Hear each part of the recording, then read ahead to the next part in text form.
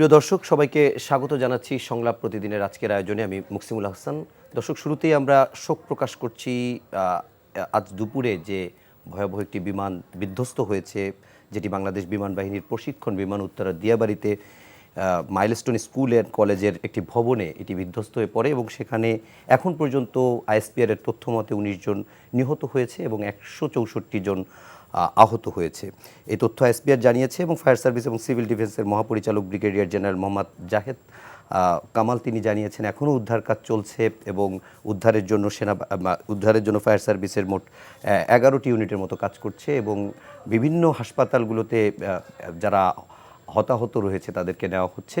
এবং এই যখন বাস্তবতা, তখন আমরা দেখছি যে জাতীয় burn and plastic surgery institute, যেটি ঢাকা মেডিকেলের সঙ্গে, সেখানে সম্মিলিত সামরিক হাসপাতাল, উত্তরা আধুনিক হাসপাতাল ইত্যাদি জায়গাতে সবচেয়ে বেশি আহতদেরকে ভর্তি করা হয়েছে। আমরা যারা নিহত হয়েছে তাদের প্রতি শোক এবং তাদের আত্মার মাগফিরাত কামনা করছি। আহত যারা রয়েছেন তাদের সুস্থতা কামনা করে আজকের সংলাপ প্রতিদিনের আয়োজন শুরু করছি। আমরা আজকের আলোচনার জন্য স্টুডিওতে দুজন অতিথিকে আমন্ত্রণ জানিয়েছি। আমার বামে রয়েছেন অ্যাডভোকেট শিশির মনির, আইনজীবী, বাংলাদেশ সুপ্রিম কোর্ট, এবং তারপর রয়েছেন এম এ আজিজ, সিনিয়র সাংবাদিক। আমি শুরুতেই একটু আজিজ ভাই আপনার কাছ থেকে শুরু করি। আমরা আজকে মূলত সংস্কার, ঐক্যের ক্ষেত্রে কোথায় বাধা, জাতীয় ঐকমত্য কমিশনের সংস্কারের অগ্রগতি, প্রতিবন্ধকতা, দূরত্ব, কোন কোন বিষয়গুলোতে এখনও আটকে আছে, সে বিষয়গুলো নিয়ে আলোচনাই ছিল আমাদের আজকে মূল উদ্দেশ্য। কিন্তু যেহেতু এরকম একটি ভয়াবহ বিমান দুর্ঘটনাই বলতে পারি, সেটি নিয়ে আমরা শুরু করতে চাই। প্রথমেই একটু আপনার কাছে দীর্ঘ আপনার সাংবাদিকতার অভিজ্ঞতা থেকেই জানতে চাই যে এই বিমান দুর্ঘটনাটিকে আপনি কিভাবে মূল্যায়ন করবেন? আহত, হতাহত আরও বাড়ার আশঙ্কা আছে কিনা? ধন্যবাদ আপনাকে। আসলে এটা খুবই দুঃখজনক যে একটি স্কুলে একদম শিশুদের স্কুল ছিল, ক্লাস চলছিল, এই সময় ফাইটারটা ঢুকে পড়ে, ট্রেনিং ফ্লাইট। এবং আমি আগেই বলে নেই যে ট্রেনিং ফ্লাইট কিন্তু এরকম অ্যাক্সিডেন্ট হতে পারে। এখন আরও একটা প্রশ্ন হলো যে শহরের ভিতরে কেন ফ্লাইট আসলো? এটা ছিল আমার ধারণা পাইলটের ফাইনাল রাউন্ড, একদম ফাইনাল রাউন্ড ছিল, যেটা আরবান এরিয়ায় করতে হবে। হ্যাঁ, এটা ফাইনাল রাউন্ড আরবান এরিয়াতেই হবে, কিন্তু দুর্ভাগ্যবশত যে এটা স্কুলে ঢুকে গেছে। সুতরাং এখানে আমাদের দুঃখ প্রকাশ করা ছাড়া, আমাদের বেদনা ছাড়া, এটার তো আর বিচার করার কিছু নাই। এটা আইন আদালতের বিষয় না। ট্রেনিং ফ্লাইট অ্যাক্সিডেন্ট হবে, এবং মানে সব তো আর হবে না। তবে আমি বলবো যেমন আমাদের বিমান আছে, বিমানে ওয়ার্ল্ড রেটিংয়ে কিন্তু অ্যাক্সিডেন্ট রেট খুব কম। আমাদের ফ্লাইট ট্রেনিং যেগুলি হয়, আমরা হয়তো অত উন্নত না হলেও আমাদের ফ্লাইটের ট্রেনিংয়ে অ্যাক্সিডেন্টগুলো কিন্তু কম হয় এবং ইনজুরির সংখ্যা কম হয়। ফ্লাইট সাধারণত অ্যাক্সিডেন্ট করলে পাইলট খুবই কম বাঁচেও না অনেক সময়। আমরা হচ্ছে না, আগেও হয়েছে, এরকম হয়েছে। তো এই জন্যে আমি এইটাই বলবো যে তার এই শিশুদের পরিবারের প্রতি সমবেদনা জ্ঞাপন করি। এবং এখন যে 19 জন এবং আহত আছে প্রায় 164 জন, আমার মনে হয় সংখ্যা আরও বাড়বে, কারণ ওখানে আগুন লেগে গেছে। তো আগুনে বাচ্চারা আগুনের ধোঁয়ায়, তারপরে ধরেন আমার ধারণা যে ফ্লাইট যে বেগে যায়, যদি বাচ্চাদের ক্লাসে ঢুকে পড়তো তাহলে কিন্তু সাথে সাথে স্পট ডেট আরও বেশি হতো। আমার মনে হয় ওয়ালে ধাক্কা লেগে আগুন লেগে গেছে। দোতলার উপরেই আপনার মানে ক্র্যাশ করছে, দোতলা ভবন, সেটির উপরেই, যে কারণে একেবারে বিধ্বস্ত হয়েছে। এই জন্যই বলছি যে এখন আমি এইটাই বলবো যে এখানে তো দুঃখ প্রকাশ করা ছাড়া, এখন তো এটার তো বলতে পারবো না যে দোষী ব্যক্তিকে শাস্তি দেন, তাও না। এবং আপনার সেই পাইলটও দেখেন ফাইনালি বাঁচবে কিনা না। একটু আগে আমাদের কাছে খবর হলো যিনি পাইলট যিনি ছিলেন তৌকির, তিনি মারা গেছেন, লাইফ সাপোর্টে ছিলেন। কিছুক্ষণ আগেই জানানো হয়েছে আইএসপিআর এর পক্ষ থেকে যে তিনি। হ্যাঁ, এটাও ধরেন এয়ারফোর্সে আমার রিলেটিভ আছে, আমি খুবই বেদনা। এটা তার অনিচ্ছাকৃত, এটা হয়ে গেছে আর কি, দুর্ঘটনাই আমি বলবো এটাকে। যেহেতু এটি দুর্ঘটনা এবং আমাদের কাছে যতটুকু পরিসংখ্যান আছে, রাজধানীর বিভিন্ন হাসপাতালে এই যারা আহত এবং নিহতদের লাশ নেওয়া হয়েছে। যেমন আমরা যদি বলি যে তথ্য এখন পর্যন্ত আমরা পাচ্ছি, তাতে কুয়েত মৈত্রী হাসপাতালে আহত আছেন 8 জন, বার্ন ইনস্টিটিউটে আহত আছে 70 জন, নিহত 2 জন, সিএমএইচে আহত আছেন 14 জন, নিহত 11 জন। কুর্মিটোরা জেনারেল হাসপাতালে আহত নেই, কিন্তু নিহত আছে 2 জন। তারপরে লুবনা জেনারেল হাসপাতাল অ্যান্ড কার্ডিয়াক সেন্টার উত্তরা, সেখানে আহত 11 জন, নিহত 2 জন। উত্তরা আধুনিক হাসপাতাল, যেখানে সবচেয়ে আহত বেশি, 60 জন, নিহত সেখানেও 1 জন। উত্তরা ক্রিসেন্ট হাসপাতাল, সেখানে আহত 1 জন। এই মোটামুটি 164 জন এবং নিহত যে কয়জন তাদের খবর। আমরা একটু আমাদের বিভিন্ন হাসপাতালে আমাদের প্রতিনিধিরা এই সংবাদ সংগ্রহ করছে, এবং এর বাইরে যদি আমরা বলি যে দোতলা যে ভবনটিতে বিধ্বস্ত হয়ে বিমানটি পড়েছে, সেখানে তৃতীয় এবং চতুর্থ শ্রেণীর বাচ্চারা ছিল প্রথম তলায়, এবং আপনার দ্বিতীয় এবং পঞ্চম শ্রেণীর যে শিক্ষার্থীরা তারা ছিল হচ্ছে আপনার দ্বিতীয় তলায়। এবং এর বাইরে ঠিক এমন একটি সময় এই বিধ্বস্ত হয়ে পড়ে যখন স্কুলটি কেবল শেষ ছুটি হয়েছে, যে কারণে কয়েকজন অভিভাবকও সেখানে ছিলেন, এবং ঠিক তার পাশে একটি কোচিং সেন্টার, সেটিও একই সঙ্গে মেশানো, তারাও আহত হয়েছে। যদিও এটি মাইলস্টোন স্কুল অ্যান্ড কলেজ, কিন্তু যে ভবনটিতেই মূলত বিধ্বস্ত হয়েছে সেখানে বেশিরভাগই শিশু। এবং আগামীকাল জাতীয় শোক ঘোষণা করা হয়েছে, এবং প্রধান উপদেষ্টা শোক জানিয়েছেন। বিএনপি মহাসচিব মির্জা ফখরুল ইসলাম আলমগীর, জামায়াত ইসলামের আমির ডাক্তার শফিকুর রহমান সহ এনসিপির আহ্বায়ক নাহিদ ইসলাম, তারা শোক জানিয়েছে। এনসিপির যে পার্বত্য চট্টগ্রামে তাদের যে জুলাই পদযাত্রা, যেটি দেশ গড়তে, সেই পদযাত্রাও তারা স্থগিত করেছে। সার্বিকভাবে এই ঘটনা সম্পর্কে একটু, এবং তার পরবর্তীতে যে শোক সম্পর্কে একটু আপনার কাছ থেকে জানতে চাই। দেখেন, রাষ্ট্র কাঠামো তো হিউম্যান ম্যানেজমেন্ট। এই যে আপনি এনটিভি চালাচ্ছেন, এখানেও তো দুর্ঘটনা ঘটতে পারে, ইন্টারনেট কানেকশন ডিসকানেকশন হয়ে যেতে পারে, আগুন লাগতে পারে। তো রাষ্ট্র কাঠামোটা হিউম্যান ম্যানেজমেন্ট। রাষ্ট্র কাঠামো আল্লাহ ম্যানেজ করে না। রাষ্ট্র কাঠামোটা কোন রাষ্ট্র কতটুকু এফিশিয়েন্টলি মেকানিজম করতে পারে, অ্যাডমিনিস্ট্রেশন চালাতে পারে, তার উপর ভিত্তি করে সেই রাষ্ট্রের বা জনগোষ্ঠীর সভ্যতার মান নির্ধারিত হয়। দেখেন, অ্যাক্সিডেন্ট হবে না এটা তো আপনি বলতে পারবেন না, কিন্তু পার্সেন্টেজ দেখতে হবে। কি পার্সেন্টেজ অ্যাক্সিডেন্ট হয় এবং সেই পার্সেন্টেজটা আপনি রিডিউস করতে পারেন কি না। রাষ্ট্রে যখন আপনি একজন প্রশিক্ষণকে বা একজন শিক্ষার্থীকে হাতে একটা বিমান দিবেন, তখন আপনার ধরে নিতে হবে অ্যাক্সিডেন্ট মে অকার। তখন কোয়েশ্চেন এসে দাঁড়াবে, what measures you have taken to reduce the ratio of the accident. বিগত 20 বছরে, আমি একটু আসার আগে সার্চ করতেছিলাম, 20 বছরে এরকম ঘটনা ঘটেছে প্রায় 27টা। এরকম পাবলিক জায়গায় হয় নাই, কিন্তু নির্জন জায়গায় পাইলট মারা গেছে, পাইলটের সহকারী মারা গেছে, কোনো এক জায়গায় বাড়িতে পড়ে গেছে, 1-2 মারা গেছে, কোনো এক জায়গায় আছে হাওরে পড়ে গেছে, পড়ে বিস্তর ক্ষতি হয়েছে। ভারতীয় সাবকন্টিনেন্টে এগুলো রেশিও আছে, হয়, ভারতে হয়। ভারতের এই ট্রেনিং ইনস্টিটিউটগুলো ম্যাক্সিমাম হলো পাহাড়ি এলাকায়, এখানে জনমানব শূন্য এলাকায় তারা এটা করে থাকে। এবং সেখানে একটা বিখ্যাত সিনেমা আছে, এই বিখ্যাত মুভিতে আপনি দেখবেন, সেখানে তারা দেখিয়েছে রাষ্ট্র কোনো কিছুকে এত সিম্পলভাবে দেখলে তো চলবে না। রাষ্ট্র must analyse an event critically, যেন ভবিষ্যতে তার রেশিও কমাতে পারে। এই রেশিওটা কমানোর জন্য এটাকে ক্রিটিক্যালি দেখতে হবে যে বিমানগুলো এভাবে অ্যাক্সিডেন্ট হয় তার কোয়ালিটি নিয়ে প্রশ্ন তুলতে পারে, কেউ আসতে পারে। যারা ট্রেনিং দিচ্ছেন তাদের নেগলিজেন্সের পার্টটুকু এখানে উঠে আসতে পারে।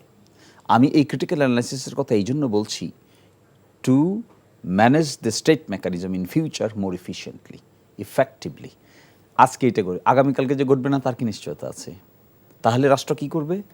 এটার জন্য প্রয়োজনীয় প্রোটেক্টিভ মেজার নিবে। আমাদের দেশে দেখবেন আগুন নিবাতে সব পুড়িয়ে শেষ হয়ে যায়, এটা একটা বিরাট ব্যাপার। কিন্তু দেখবেন আপনি ইউরোপে, আমেরিকায়, কানাডায়, অস্ট্রেলিয়া যান, তারা ইনস্ট্যান্টলি যত বড় আগুনই লাগুক না কেন, শুধু বনের আগুন, অস্ট্রেলিয়াতে যে বনের আগুন লাগে, কানাডাতে যে বনের আগুন লাগে, এটা বাদ দিয়া বিল্ডিংয়ের আগুন, এখানকার আগুন, ওইখানকার আগুন, ইমিডিয়েট পিরিয়ডের মধ্যে এটাকে নিয়ন্ত্রণে আনতে পারে বিকজ অফ টেকনোলজিক্যাল ডেভেলপমেন্ট। একটা রাষ্ট্র কখন ক্যাপেবল হয়? রাষ্ট্র তখন ক্যাপেবল হয় যখন সে ক্রাইসিস ম্যানেজ করতে পারে।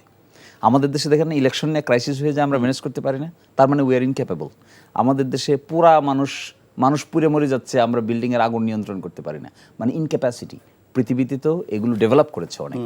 ফলে আমি এত সিম্পলি দেখার পক্ষে নই, আমি এভাবে দেখার পক্ষে, yes this is an accident happen, we all should express যে this is an real an accident. এবং এখানে কেউ ইন্টেনশনালি এটা করে নাই, দিস ইজ কারেক্ট। কিন্তু তা যদি রেকারেন্টলি হয়, রিপিটেডলি হয়, তখন উই শুড বি কেয়ারফুল যে এটা হইতে দেওয়া উচিত না। হ্যাঁ, কতটুকু নিয়ন্ত্রণ করা যাবে? কেয়ারফুল থাকলে 10টা অ্যাক্সিডেন্টের 5টাই আপনি নিয়ন্ত্রণ করতে পারবেন।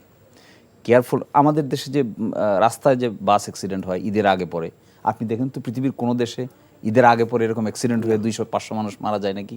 আমরা ধরে নিয়েছি যে ঈদ আসছে মানে 400 লোক মারা যাবে, ঈদ ছুটি শেষ হয়ে গেছে মানে আসার সময় আরও 300 লোক মারা যাবে। এটা আমাদের কন্টেম্পলেশনের মধ্যে, আমরা বিব্রতও হই না আর মারা গেলে, কারণ আমরা ধরিয়ে নিয়েছি বেশি লোক আসবে, কিছু লোক মারা যাবেই। কিন্তু you look back to other civilized ওয়ার্ল্ডে, এইভাবে রোড অ্যাক্সিডেন্টে তো মানুষ মারা যায় না। ফলে এগুলো হলো ক্রিটিক্যালি দেখার বিষয়। এই ক্রিটিক্যালি দেখে কাউকে ব্লেম করার ব্যাপার না, রাষ্ট্র এমন একটা ইনিশিয়েটিভ এখানে নিতে হবে যেন এটার রেশিওটা কমানো যায়, এই অ্যাক্সিডেন্টের রেশিওটা কমানো যায়। অ্যাক্সিডেন্টকে যদি আপনি সবাই আল্লাহ দিয়েছে এই কথা ভেবে মেনে নেন, তাহলে তো আর কোনো কাজ করার প্রয়োজন নেই। সবই তো আল্লাহ। Be seated and be ideally seated and talk to your, মানে পাস ইউর লেজার টাইম। আর যদি আপনি রানা প্লাজারটাকে যদি অ্যাক্সিডেন্ট মনে করে নেন, তাহলে তো আপনার এত কিছুর প্রয়োজন নেই। কিন্তু রানা প্লাজাটাকে যদি আপনি ডিজাস্টার মনে করেন, এই ভারতের সাবকন্টিনেন্টে বিখ্যাত আর একটা ডিজাস্টার আছে, ভোপাল ডিজাস্টার। এটা নিয়ে বিখ্যাত কেস হয়েছিল, ইন্ডিয়ান সুপ্রিম কোর্ট পর্যন্ত গিয়েছে, হাজার হাজার কোটি রুপির কম্পেনসেশন হয়েছে, ফ্যামিলিগুলোকে রিহেবিলিট করা হয়েছে। আমাদের দেশের রানা প্লাজাও কিন্তু এরকম একটা ঘটনা, 1200-এরও অধিক মানুষ মারা গিয়েছে। এগুলোকে যদি আমরা সেফ কপালে আছে মনে করে নিই, তাহলে এক ধরনের ইন্টারপ্রিটেশন হবে। আর যদি মনে করি যে নো, ইট শুড নট, উন্নত বিশ্বে তো হয় না, আমার এখানে কেন হয়? বিল্ডিংয়ের তো পারমিশন নাই, যথাযথভাবে নেওয়া হয় নাই, বিল্ডিং কনস্ট্রাকশন ঠিক ছিল না, ওভারলোডেড ছিল, অগ্নি নির্বাপক ব্যবস্থা ছিল না, তারপরে অক্সিজেন ছিল না। এই যে এগুলো তো হিউম্যান ম্যানেজমেন্ট, এগুলো তো আল্লাহর ম্যানেজমেন্ট না। এই হিউম্যান ম্যানেজমেন্টের জায়গাগুলো থেকে আমার কাছে মনে হয় we should conduct an extensive inquiry, কেন হয় এগুলো এবং কতটুকু ট্যাকেল দেওয়া পসিবল। আমরা বিভিন্ন জায়গায় যখন দুর্ঘটনা ঘটে, আমাদের সাংবাদিকতা ক্যারিয়ারে আমরা দেখেছি যে ফিল্ডে দেখা যাচ্ছে এক রকমের চিত্র, কিন্তু হাসপাতাল বা অন্য পরিসংখ্যানে দেখা যাচ্ছে যে লাশের সংখ্যা কম। অনেক সময় দেখা যায় যে কেউ কেউ বলে যে লাশের সংখ্যা গোপন করা হচ্ছে, কেউ বলে হতাহত কমিয়ে দেখা হচ্ছে, সরকারের ইমেজ নষ্ট হতে পারে এরকম। যদিও আমি এই ঘটনাটিকে এখানের ক্ষেত্রে মিলাবো না, কারণ আমরা এখানে অল্প সময়ের ভিতরে দেখেছি যে বাইরের তথ্যগুলো আমাদেরকে যেরকম বলছিল আইএসপিআর এবং ফায়ার সার্ভিসের তথ্যগুলো একই রকম তথ্য দিচ্ছিল। আমি এই দুটি প্রশ্ন একসঙ্গে করতে চাই যে যে জায়গাগুলোতে এরকম জিনিসগুলো হয় সেটি কেন হয় এটিও আপনার কাছে জানতে চাই, এবং একই সঙ্গে আরেকটা জিনিস জানতে চাই, সেটি হচ্ছে যে আমরা এটি দুর্ঘটনা স্টেপ ধরলাম, সেখানে হয়তো কিছু করার নাই, কিন্তু দুর্ঘটনার পরে আমরা ধরলাম যে পূর্ব প্রস্তুতি আমার দুর্ঘটনার ক্ষেত্রে কাজ করে না, কিন্তু পরবর্তী মোকাবেলায় বা পরবর্তী করণীয়তে তো অনেক ভূমিকা থাকে। সেগুলোতে আমাদের যে কথাটি একটু আগে শিশির ভাই বলছিলেন যে আমাদের সক্ষমতা কতটুকু, সেই সক্ষমতার জায়গায় আমরা কি অবস্থানে আছি? বিষয়টা হলো যে ধরেন আসলে ঢাকা শহর জি, এনভায়রনমেন্ট পলিউশনে যদি আপনি দেখেন, বিশ্বের ভিতরে কখনো ফার্স্ট হয়, কখনো সেকেন্ড হয়, কখনো থার্ড, এর নিচে যায় না। অর্থাৎ এইটা আমরা বিশ্বের মধ্যে বিষাক্ত শহরে বাস করছি। ধরেন মালয়েশিয়ার পুত্রজায়া অ্যাডমিনিস্ট্রেটিভ শহর কিন্তু আলাদা রিলোকেট করেছে, পাকিস্তানে কিন্তু অনেক আগে ইসলামাবাদ করেছে, কিন্তু আমাদের রিলোকেট করারও সুযোগ নেই, আমাদের মানে ভূমি ল্যান্ড এত। ধরেন উত্তরা একটা পরিকল্পিত জায়গা, কিন্তু ওখানে উত্তরা তো আমাদের আত্মীয় স্বজন বাড়ি আছে, দেখছি তো ওখানে স্পিডে কোনো অ্যাম্বুলেন্স বা কোনো গাড়ি, ইভেন রিক্সা চলা কঠিন কঠিন, এমন মানে শহর অনুযায়ী মানুষের সংখ্যা অনেক বেশি। আর আমি দেখছি যে একটি শহরে 25% আপনার রাস্তা এবং খালি জায়গা দরকার, আমাদের আছে 7%। তার ভিতরে আপনার ফুটপাত দখল করা এবং রাস্তার পাশে রিক্সা দখল করা, এগুলো মিলে থাকে 4%। আপনার গাড়িতে স্পিড নেই। ধরেন এই যে উত্তরাতে আপনার মাইলস্টোন স্কুলে ওখানে ইনজুর্ড এই বাচ্চাটাকে যদি ওই এক্সপ্রেসওয়ে সৌভাগ্যক্রমে আছে, এটা দিয়েও যদি নিয়ে আসেন, তারপরে ওই হসপিটাল পুরান ঢাকা আপনার নিতে 1 ঘন্টা লেগেছে। বলেন তো এই শিশুকে কেমনে বাঁচাবেন?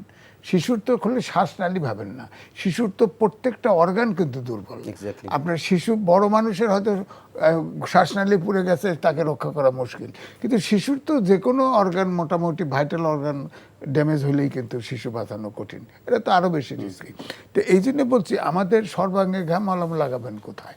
আপনি রেস্কিউ, আপনার ধরেন ফায়ার ব্রিগেডের গাড়ি যেতে পারবে না, ফায়ার সার্ভিসের গাড়ি যেতে পারবে না, অ্যাম্বুলেন্স মুভ করতে পারবে না। তারপরে মানুষ যেখানে অ্যাক্সিডেন্ট হয় সেখানে সব মানুষের জটলা, সবাই অংশগ্রহণ করতে চায়, এই মানুষ তো সমস্যা। সুতরাং এতগুলো সমস্যায় আমাদের এই শহরে কিন্তু আসলে খুবই কঠিন এবং খুবই জটিল। যার ফলে ধরেন একটা অ্যাক্সিডেন্টে যদি হয়তো এই যে ধরেন বাড়তেছে, যতগুলো অ্যাক্সিডেন্ট আছে যে সংখ্যা, এই সংখ্যা কিন্তু বাড়বে আরও ধরেন আমার আল্লাহ না করুক, কিন্তু এটার সংখ্যা বেশ বাড়তে পারে, যেহেতু বাচ্চা, আমার অনুমান বেশ বাড়তে পারে। এটা এই জন্য সহানুভূতি ছাড়া কিছু করার নেই। আর অ্যাক্সিডেন্টের কথা ঠিকই শিশির ভাই ঠিকই বলেছে যে ওই ফাইটারটার কন্ডিশন কী ছিল, তারপরে যে লাস্ট ট্রেনিং যে পাইলটটা হলো, সবাই তো স্কিল সেম থাকে না, তার স্কিল মানে স্ট্যান্ডার্ডটা কোন পর্যায়ে ছিল, এটা ব্ল্যাক বক্স দেখলে বোঝা যাবে যে এটা কি পাইলটের অ্যাক্সিডেন্ট ছিল নাকি ফাইটারটার ছিল। আমাদের তো ফাইটার তো নতুন খুবই কম আছে, তাই না, দুর্বল, আমাদের প্লেনও দুর্বল, ফাইটার দুর্বল, আকাশে ওঠে ঠিকই, অ্যাক্সিডেন্ট করলে কিছু পাওয়া যায় না। তবে এই জন্য আমি বলছি যে আমাদের অনেক রকম প্রবলেম, এটা যদি কমাইতে চান এই ধরনের দুর্ঘটনা খুবই কম। আগুন লেগে গেলে নিভানোর স্কোপ নেই। আপনি বলেন এই যে আমি বনশ্রীতে থাকি, একটা ফায়ার সার্ভিসের গাড়িতে ঢুকতে পারবে না রাস্তা দিয়ে, এটা তো প্রাইভেট প্ল্যান্ট এরিয়া, দুইটা প্রাইভেট কার ক্রস করতে দাঁড়ায়, সাইড দিতে হয়, তাহলে কি করে সম্ভব? এই জন্য টোটাল এখন তো কিছু করার নেই, সব বিল্ডিং উঠে গেছে, সব তো আর ভাঙতে পারবেন না। এখন আমার মনে হয় রিলোকেট করা দরকার শহর। একটা তো ধরেন পূর্বাচলে অ্যাডমিনিস্ট্রেটিভ শহর দেওয়ার কথা ছিল, সব আবাসিক বানায় ফেলছে।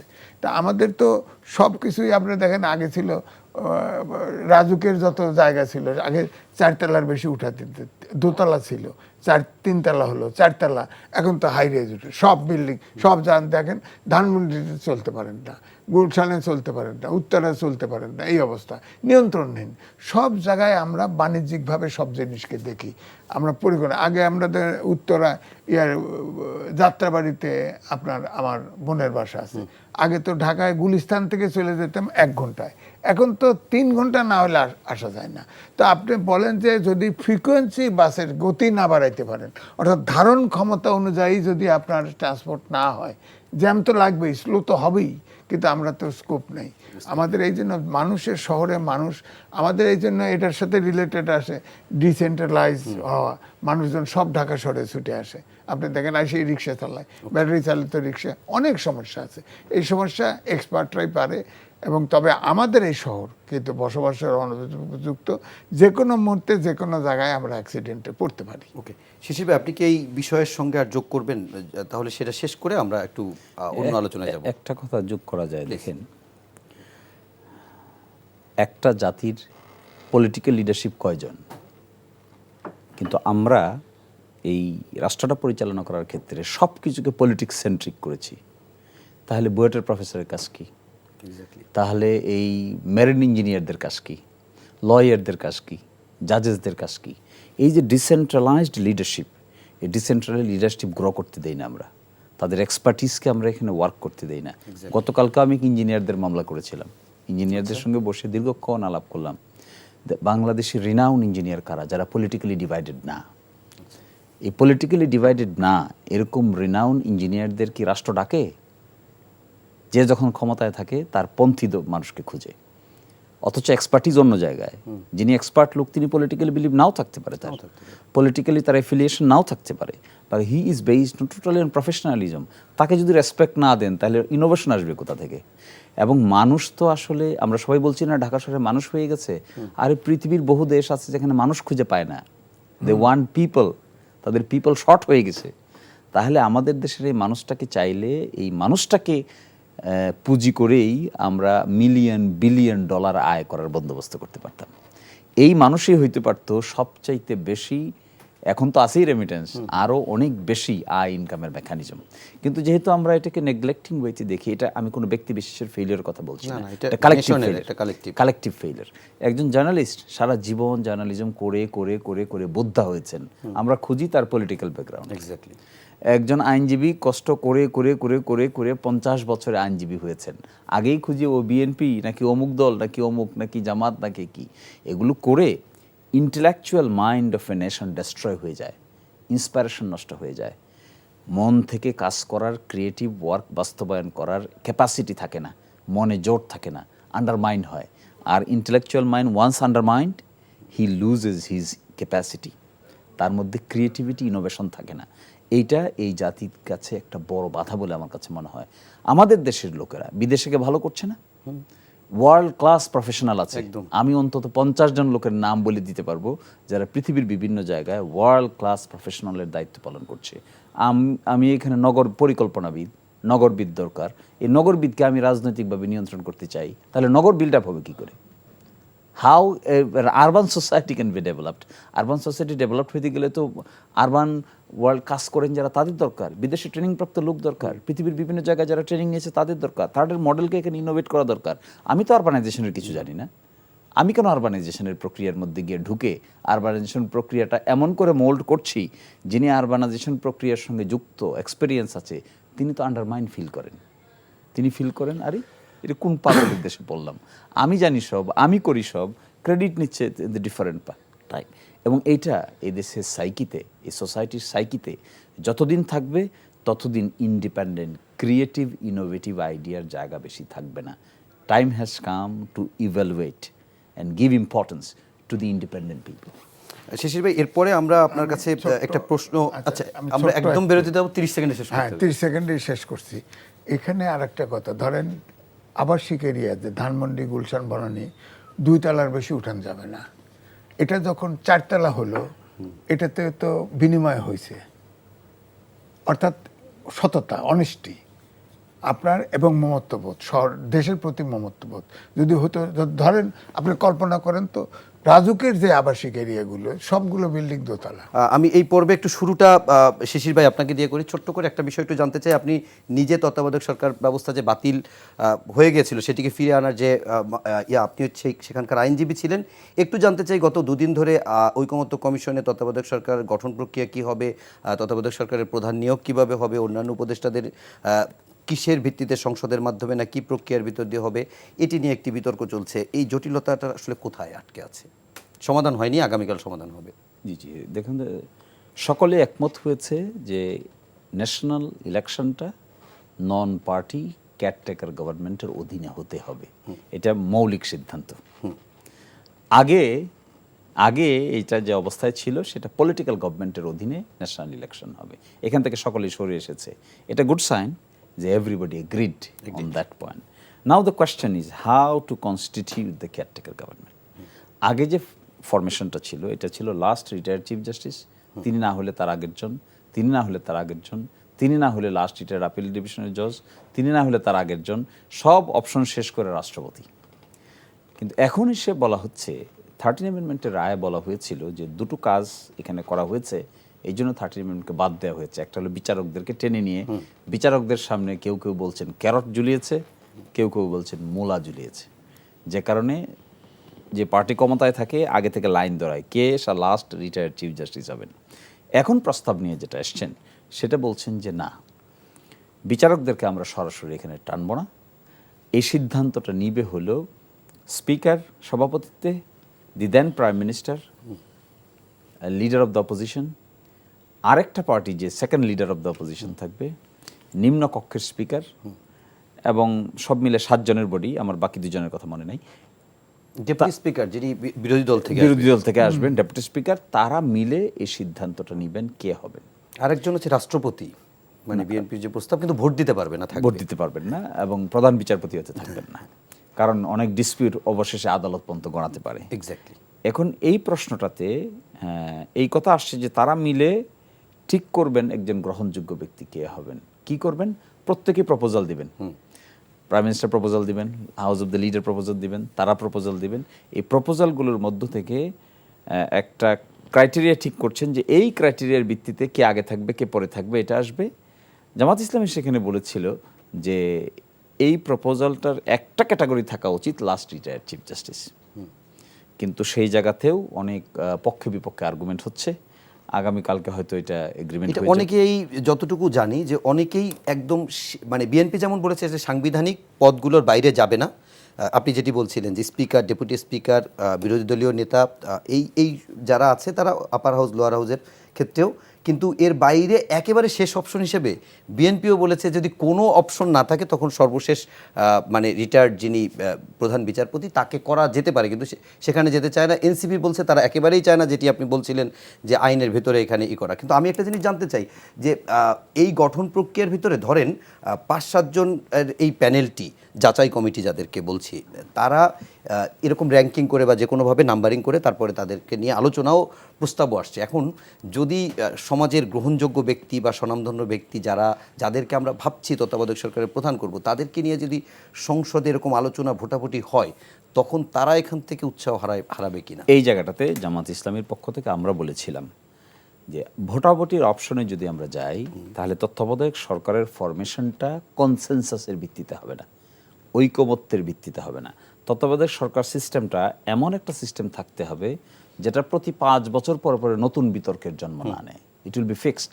সেই জন্য আমরা প্রথম অপশন হিসেবে বলেছিলাম যে আমরা আগের জায়গায় ফিরে যাই, লাস্ট রিটায়ার্ড চিফ জাস্টিসকে ফিরে যাই। অর্থাৎ কনস্টিটিউশনে লেখা থাকবে 5 বছর পরে ঘটনাটা কি ঘটবে, কাকে নেওয়া হবে। কিন্তু এখন যে অপশনটা ঠিক করা হচ্ছে এটার মধ্যে কিছু কিছু বাটস হচ্ছে। সাপোজ একমত হলেন না, একটা কন্টেনশন থেকে গেল, এগ্রি করলেন না, প্রাইম মিনিস্টার করলেন না, অথবা হাউস অফ দ্য লিডার করলেন না, তাহলে তো এখানে একটা হ্যাং হয়ে যাবে। এই হ্যাংটাকে কি করে ডিল করা হবে? তাহলে প্রতি 5 বছর পরে পরে কি এরকম একটা আনসার্টিনিটি আসবে, এরকম একটা অনিশ্চয়তা আসবে? সেই জন্য আমরা বলেছিলাম যে এই জায়গাটাতে আমরা থাকি, আমরা ঠিক করে দেই যে অ্যাটলিস্ট এই পদের যিনি থাকবেন তিনি অ্যাপিলেট ডিভিশনের লাস্ট রিটায়ার্ড কেউ হতে পারেন, অথবা চিফ জাস্টিস লাস্ট রিটায়ার্ড হতে পারেন। এই প্রেক্ষাপটটা আমরা বলেছিলাম আনসার্টেনিটি দূর করার জন্য। কিন্তু সেখানে যখন আলোচনা হয় ঐকমত্য কমিশনের বৈঠকে, পক্ষে বিপক্ষে মতামত তো আছেই। তারপরেও সর্বশেষ যদি একমত হওয়া নাও যায়, আমরা সেখানেও এই কথাও বলেছি আমাদের প্রপোজালটা কিছুটা রিফর্ম করে, যে যদি এই রকমের কন্টেনশন দেখা দেয় তাহলে আমরা লাস্ট রিটায়ার্ড চিফ জাস্টিসের কাছে যাই, যেন কন্টেনশনটাও ম্যানেজ করার ব্যবস্থা থাকে, আবার কন্টেনশনটা সলিউশনের একটা ব্যবস্থা থাকে। যদি কন্টেনশনের জায়গায় থেমে যেতে হয় তখন কি হবে? তাহলে তো আবার ডেডলক হবে। ওই জন্য একই সঙ্গে থাকলে এই জন্য একটা সলিউশন থাকে। ডেডলক হলে কি হবে? ডেডলক হবে, সলিউশন কার কাছে যাব? এই জন্য আমরা বলেছিলাম এই কথা বলতে। এই জন্য বিএনপি সেটাতেও কিছুটা আলোচনা করছে, ঐকমত্য কমিশনেও একটা নতুন প্রপোজাল দেওয়ার চেষ্টা করছে। আমার ধারণা আজকের মধ্যে একটা ডেভেলপমেন্ট হয়েছে। মানে এটা হয়েছে কি, গতকাল আপনার 4টা রাজনৈতিক দল, বিএনপি, জামাত ইসলামী, এনসিপি এবং বিপ্লবী ওয়ার্কার্স পার্টি, তারা লিখিতভাবে তাদের প্রস্তাবগুলো দিয়েছিল। সেগুলো নিয়ে আলোচনা হয়েছে, হওয়ার পরে কনসেনসাস কমিশন এই 4টা প্রপোজালকে মিলিয়ে একটা প্রপোজাল করেছে এবং রাজনৈতিক দলগুলোকে আজকের দিন সময় দিয়েছে। তারা আজকের দিনে আলোচনা করবেন, আগামীকাল আজকের দিনের ভিতরে তারা কমিশনকে তাদের সিদ্ধান্ত জানাবেন। আগামীকাল অধ্যাপক আলী রিয়াজ বলেছেন এটির একটি সমাধান হয়তো হবে। আমি এটির সঙ্গে আরেকটি বিষয় যোগ করে আজিজ ভাই আপনার কাছে জানতে চাই, একটি জায়গায় যে আটকে আছে প্রায় সমাধানের জায়গায়, সেটি হচ্ছে যে প্রধানমন্ত্রী একাধিক পদে থাকতে পারবেন কিনা। এখানে বিএনপির পক্ষ থেকে প্রস্তাব হচ্ছে একই ব্যক্তি প্রধানমন্ত্রী, দলীয় প্রধান এবং সংসদ নেতা থাকতে পারবেন, থাকা উচিত, তা না হলে তার সাংবিধানিক নাগরিক অধিকার সেটি ক্ষুণ্ণ হয়। এখানে জামাত ইসলামের অপিনিয়ন হচ্ছে একজন ব্যক্তি, যেহেতু বিএনপি বলছে যে সংসদ নেতা হয়ে প্রধানমন্ত্রী না থাকতে পারলে সমস্যা, ঠিক আছে, তাহলে একজন ব্যক্তি সর্বোচ্চ যেটি করুক, যে সংসদ নেতাও থাকুক, প্রধানমন্ত্রীও থাকুক, তিনি দলীয় নেতা হবেন না, তাহলে অন্তত ক্ষমতার ভারসাম্য হবে। এনসিপি বলছে যে একজন ব্যক্তি প্রধানমন্ত্রী থাকবেন, আরেকজন ব্যক্তি সংসদ নেতা থাকবেন এবং আরেকজন ব্যক্তি দলীয় প্রধান হবেন। অর্থাৎ একজন ব্যক্তি তো 3টা পদ থাকবেনই না, বরং 3 জন আলাদা আলাদা থাকবেন। তাতে যেটি হবে, আমরা যে বিকল্প খুঁজি, বিশেষ করে শেখ হাসিনা যখন আওয়ামী লীগের জন্য বিকল্পহীন একজন পার্সন হয়ে গেছিলেন, সেরকম জায়গা থেকে যেন দেশ বিকল্পহীন না হয় সেই পথ তৈরি হবে। আমি আপনার কাছে জানতে চাই যেটি আসলে শেষ পর্যন্ত শেষ ছাড়টুকু কে দেবে মনে হচ্ছে? আমার কাছে মনে হচ্ছে যে হয়তো গিলোটিন হবে, ঐক্যমত হবে, আমার ধারণা শেষ পর্যন্ত। কারণ ইলেকশন তো সবাই চায়, Exactly. তাই না? এখন হচ্ছে কে জিতবে, আর্গুমেন্টটা ওখানে। আপনি বলেন যে আলোচনাগুলি হচ্ছে যেভাবে, হ্যাঁ, ধরেন শিশির ভাই যে কথাগুলি বললেন, এখানে ধরেন যে 7 জন থাকবে, 7 জনই 7টা পলিটিক্যাল লাইনে যদি প্রস্তাব দেয়, 7 জন যার যার লাইনে, পলিটিক্যাল লাইনে প্রস্তাব দিল, অথবা 3 জন বা একজন এক হলো, 2টা গ্রুপের 2 জন চলে গেল, ওটার সমাধান কে করবে? সমাধান হবে না। আবার খায়রুল হকের যে রায়, আমি ওটার উপর লিখেছিলাম সমকালে, সেখানে যে তার যে শর্ট জাজমেন্টই বোধহয় বলে যখন দিয়ে গেছে, তখন কিন্তু লাস্টে একটা ফুটনোট দিয়ে গেছে যে বিচার বিভাগের কাউকে এখানে সম্পৃক্ত না করার জন্য। কিন্তু ওখানে অ্যাম্বিগুয়াস কিউরি যারা সবাই আছে বলছে যে কমপক্ষে আরো 2 বার এই এইভাবে অন্তর্বর্তী চলতে পারে। তত্ত্বাবধায়ক সরকার চলতে পারে। কিন্তু সেটা এটা। চলে নাই। কিন্তু 16 মাস পরে উনি যখন রায় দিল, এইটা গোলমাল লাগাই দিল, ওগুলো সব নাই ওনার খুশি মতো। মানে আমার ধারণা যে শেখ হাসিনাকে সন্তুষ্ট করার জন্য যা রায় দেওয়ার তাই দিয়ে গেল, সমাধান কিন্তু হয় নাই। এখন আমার কাছে মনে হচ্ছে এইটাই যে আমাদের যে দলগুলি যেটা বসতেছে ঐক্যমত্য কমিশন, এটা কিন্তু অনেকটা গিলোটিন হচ্ছে, এবং এটাই যে কাজ করবে, ওয়ার্ক করবে এমনটি কিন্তু না যখন সংসদ বসে যাবে। কারণ উন্নত মানের গণতান্ত্রিক চর্চা যদি মানুষের মধ্যে না থাকে, এমনি বৈঠকে করে মেজরিটি মাইনরিটি দিয়ে সিদ্ধান্ত হচ্ছে। বলেন তো দেখি, জামাতে ইসলাম আর ওই যে ছোট আর একটা পার্টি আছে এক বিএনপি, ছোট আর একটা পার্টি আছে এক, এখানে এনসিপি নিবন্ধন নাই, কিছু নাই।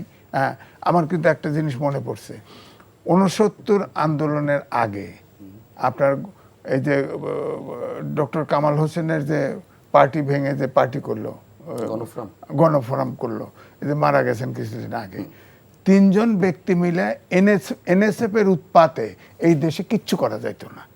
তখন এই 3টে ব্যক্তি এনএসএফকে আগে বোর্ড ডাউন করাইছে, করার পরে 69 আন্দোলন হয়েছে, তারপরে ওইটা আলটিমেটলি স্বাধীনতা যুদ্ধে লিড করছে।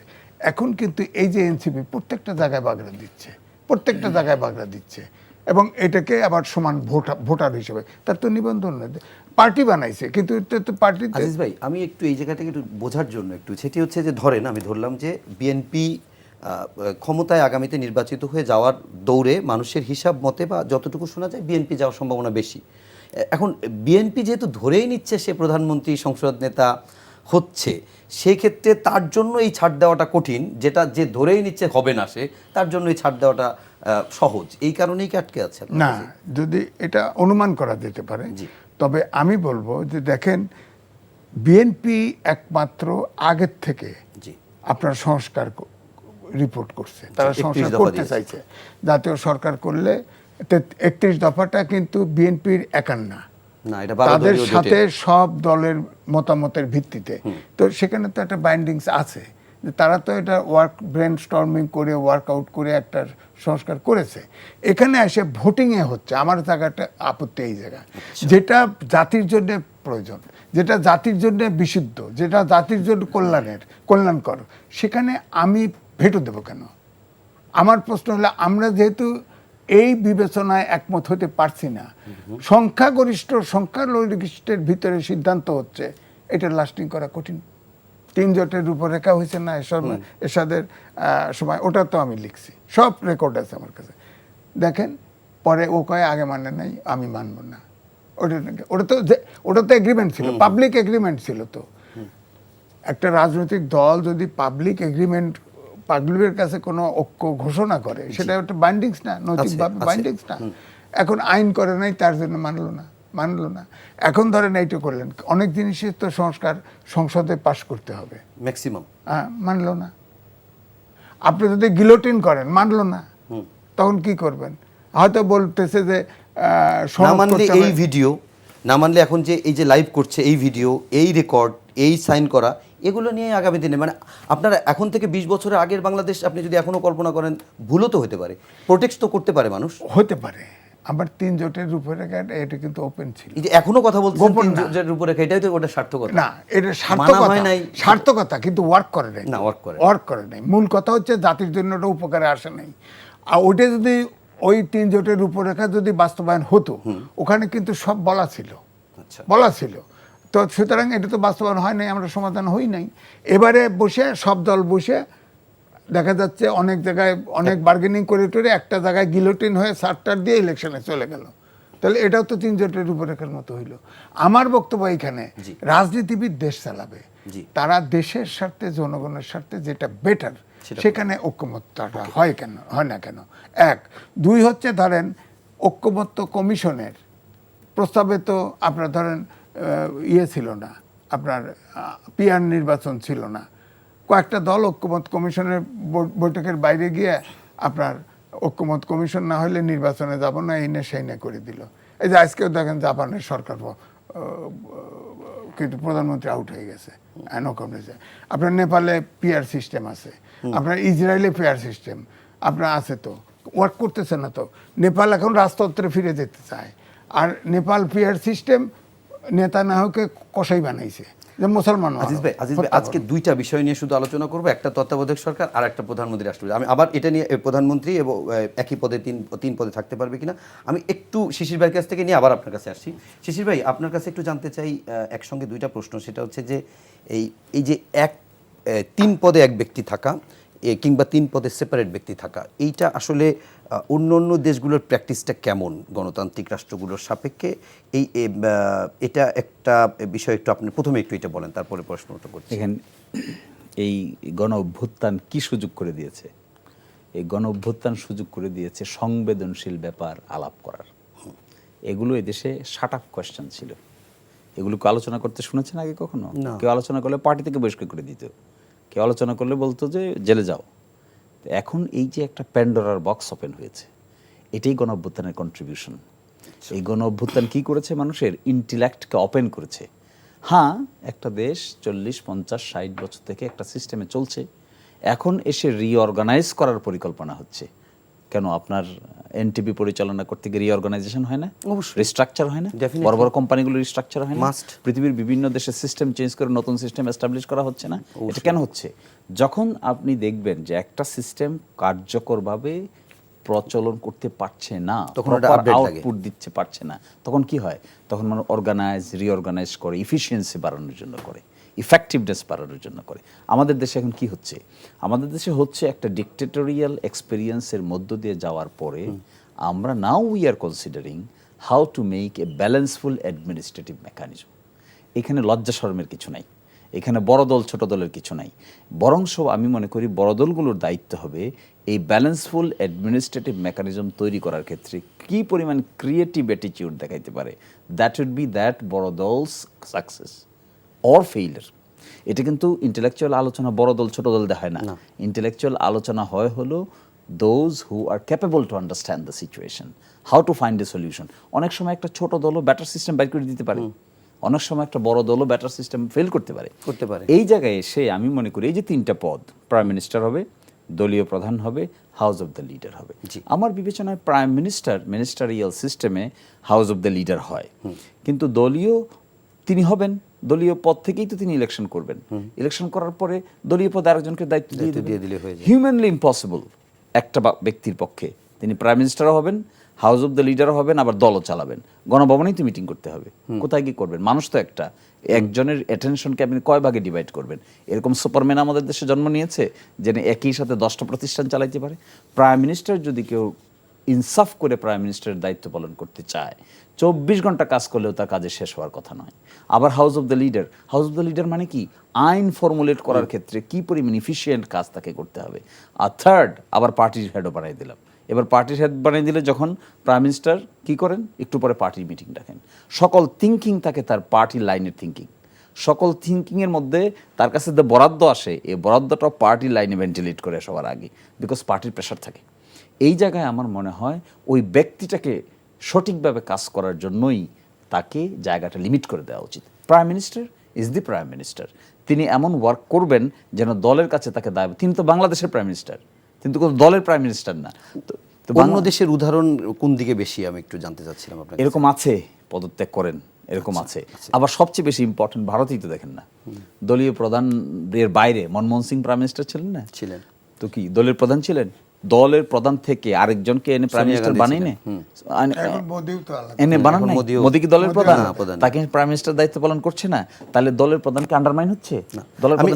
আমি একটা ছোট্ট প্রশ্ন আপনি যদি 30 সেকেন্ডে দিতে পারেন, যদিও 30 সেকেন্ডে দেওয়ার প্রশ্ন না, তারপরেও বলি। সেটা হচ্ছে যে গত কয়েকদিন ধরে একটি বিতর্ক চলছে, বিশেষ করে আমরা দেখেছি এনসিপির সিনিয়র যুগ্ম আহ্বায়ক আরিফুল ইসলাম আদিব এবং এবি পার্টির সাধারণ সম্পাদক ব্যারিস্টার ফুয়াদ, তারা দুজনই ঐকমত্য কমিশনে অন্য প্রস্তাবগুলোর পাশাপাশি আরেকটি বলছে যে হাইকোর্টে যে জজ নিয়োগ হচ্ছে সেখানে ফ্যাসিবাদীদের, আওয়ামীদেরকে পুনর্বাসন করার চেষ্টা চলছে।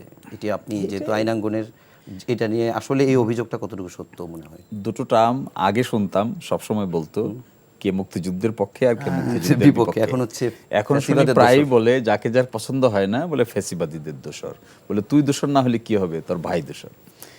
এই অ্যাটিটিউডের মধ্যে বাংলাদেশের ইতিহাসে সুপ্রিম কোর্টে এবার যে জজ নিয়োগ হতে যাচ্ছে, this is the most transparent administrative মেকানিজমে হচ্ছে।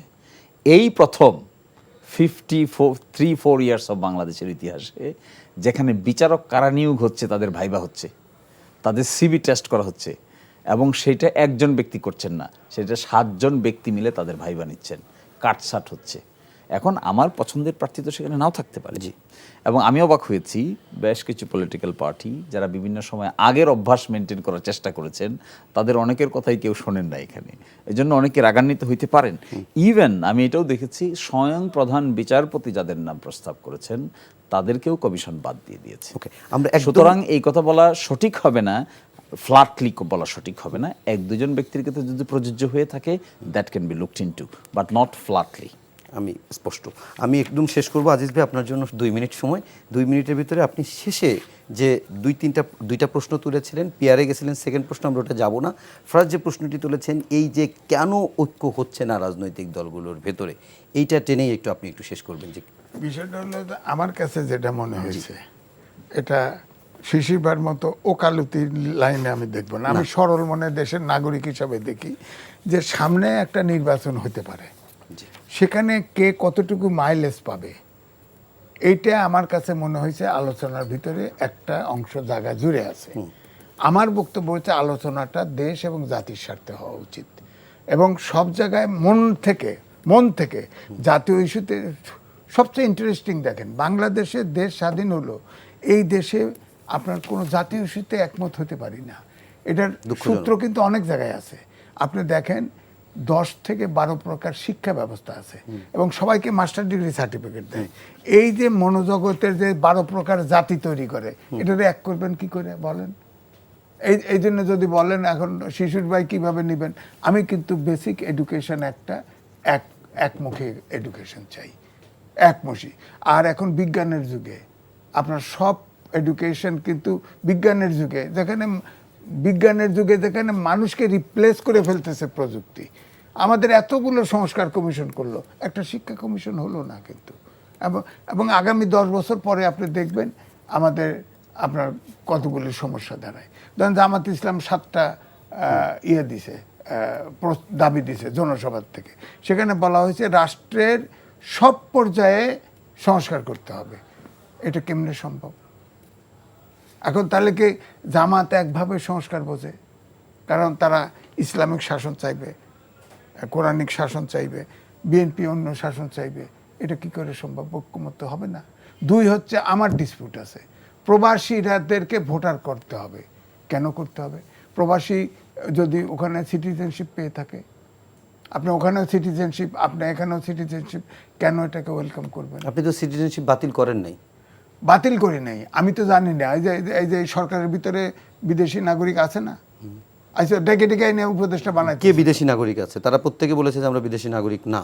বিশেষ করে যাকে নিয়ে বলা হয়েছিল প্রধান উপদেষ্টা, জাতীয় নিরাপত্তা উপদেষ্টা যিনি, তিনি স্পষ্ট বলেছেন যে আমি শুধুমাত্র বাংলাদেশের নাগরিক।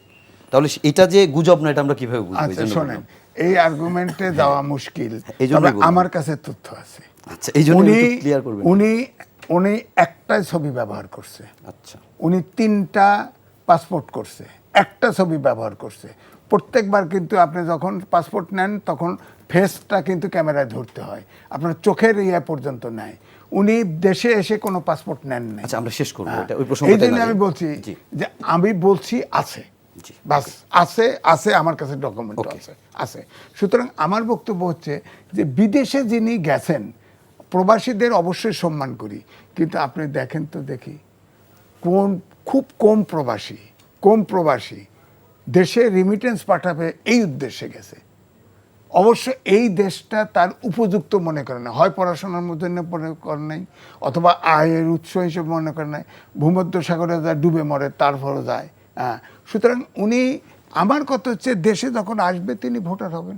একজন প্রবাসী কেন ভোটার হবেন? আমার বক্তব্য ডুয়েল সিটিজেনশিপ, যে এটা বাঁচবে কীভাবে? সেরেফ প্রবাসী হলে হোক, এটা তো বাঁচতে হবে। তাহলে তিনি নাগরিক কিনা, অন্য দেশের নাগরিক হলে আমি মনে করি আমাদের দেশে ভোটার হওয়া উচিত না। অনেক ধন্যবাদ সিনিয়র সাংবাদিক এম এ আজিজ এবং বাংলাদেশ সুপ্রিম কোর্টের আইনজীবী অ্যাডভোকেট শিশির মনির, আপনাদের দুজনকে, এবং দর্শক আপনাদেরকেও ধন্যবাদ জানাচ্ছি এতক্ষণ ধরে অনুষ্ঠান দেখার জন্য। শেষ করার আগে শুধু এতটুকু প্রত্যাশা করব, উত্তরার দিয়াবাড়িতে প্রশিক্ষণ বিমান যেটি বিধ্বস্ত হয়ে যেখানে 119 জন মারা গেছে, 164 জন আহত রয়েছে, যারা নিহত হয়েছেন তাদের আবারও আত্মার মাগফিরাত কামনা করছি, এবং যারা হাসপাতালে অগ্নিদগ্ধ হয়ে কাতরাচ্ছে তাদের দ্রুত আরোগ্য কামনা করছি এবং প্রত্যাশা করছি যে তারা সে সমস্ত শিশুরা আবারও সুস্থ স্বাভাবিক জীবনে ফিরে আসবেন এবং খুব দ্রুত তারা ফিরবেন তাদের ক্লাসরুমে। সেই প্রত্যাশা রেখে আজকের মতো শেষ করছি। সবাই ভালো থাকবেন, সুস্থ থাকবেন, শুভ সন্ধ্যা।